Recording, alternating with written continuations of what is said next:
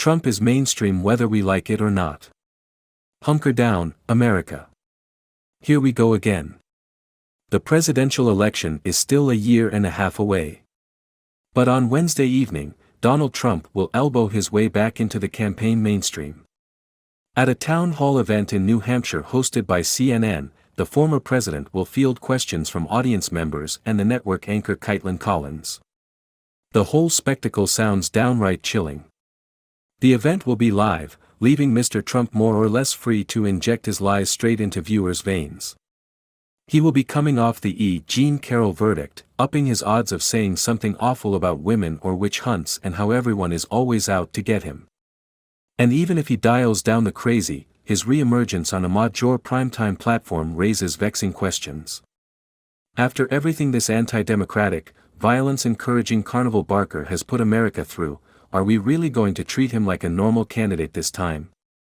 How can CNN and other media outlets justify giving him a megaphone from which to dominate and degrade the political landscape? Have we learned nothing from the past 8 years? Short answer, we have in fact learned much about Mr. Trump and the threat he poses to American democracy. But trying to shut him out of the public discussion or campaign process would bring its own dangers.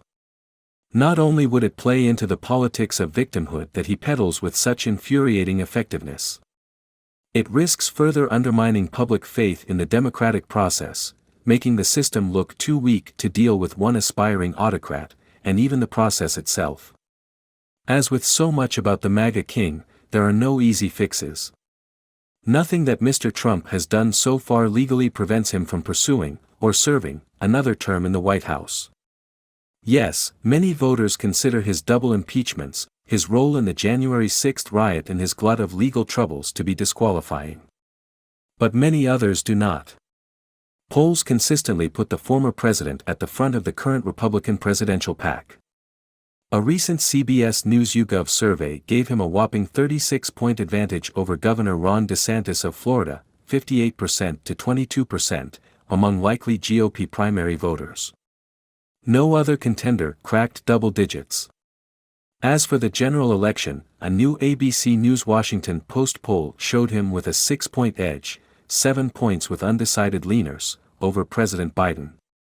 While early polling has its shortcomings, it does serve as a reminder of Mr. Trump's enduring appeal for millions of Americans. He is a serious contender for the White House, even, heaven help us, a formidable one. To treat him otherwise would be a breach of duty by the news media, democratic institutions, and voters. It's not as though Mr. Trump can be stuffed in a storage closet like a bunch of classified documents. Today's mediascape includes a host of conservative players eager to fawn all over him in the hopes of making his fans theirs as well. Just think of the embarrassing tongue bath he received from Tucker Carlson in their April sit-down. Such slobberfests should not be the primary means by which voters assess Mr. Trump. He needs to be put through his paces, like any horse in the race. Just to be clear, no one is daft enough to think that Mr. Trump and CNN are linking arms out of a selfless, high-minded commitment to the public good. They are using each other. Under new leadership, the network is looking to rebuild its reputation and ratings as a less crusading, more balanced news source. As for the former president, CNN is just one piece of his grand media strategy. His team has been talking up how their guy wants to push the reset button on his relationship with the Fourth Estate. Journalists from mainstream outlets are being invited to travel on his campaign plane. And the campaign is negotiating with other top outlets, including NBC, for face time with the candidate. This is the least surprising move ever. Mr. Trump has always been a media creation. Without the fake news he so loves to bash, he'd just be another failed real estate scion hawking mediocre stakes and worthless degrees from his university. More specifically, Mr. Trump's people are flogging the idea that his willingness to play with the media is proof of his bravery and manliness. Going outside the traditional Republican comfort zone was a key to President Trump's success in 2016, one toady recently told The Hill. Some other candidates are too afraid to take this step in their quest to defeat Joe Biden and are afraid to do anything other than Fox News. Take that, putting fingers DeSantis. More targeted still, Mr. Trump's canoodling with CNN twists the knife in the gut of Fox News, which of late has not been obsequious enough for his taste. This isn't simply an issue of personal spite. Threatening/scaring/cajoling Fox News back into line is important to Mr. Trump's 2024 fortunes. Whatever the network's recent drama, there is no other conservative platform like it. It's hard to know how Mr. Trump's forays beyond his MAGA bubble will go, especially starting out. The guy was an appalling president, but he has always been a top-notch pitchman with a freaky sort of charisma. And a huge part of running for, and even being, president is compelling salesmanship. That said, he is out of practice interacting with people who aren't there simply to lick his boots. He has spent the past couple of years largely cocooned in a fantasyland of his own creation, which can be tough to come back from. That makes these early appearances all the more important. CNN has as much on the line on Wednesday as the candidate, maybe more.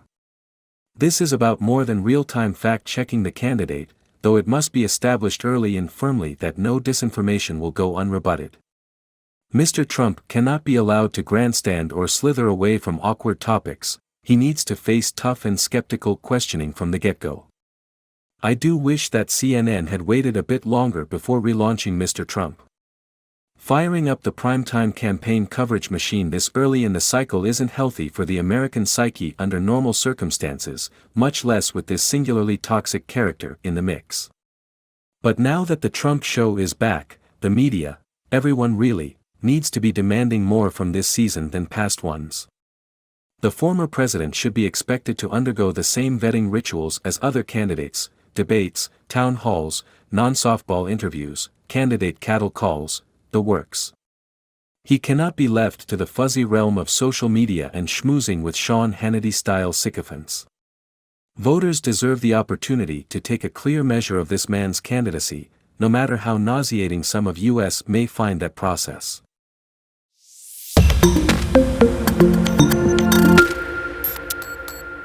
Trump is mainstream whether we like it or not.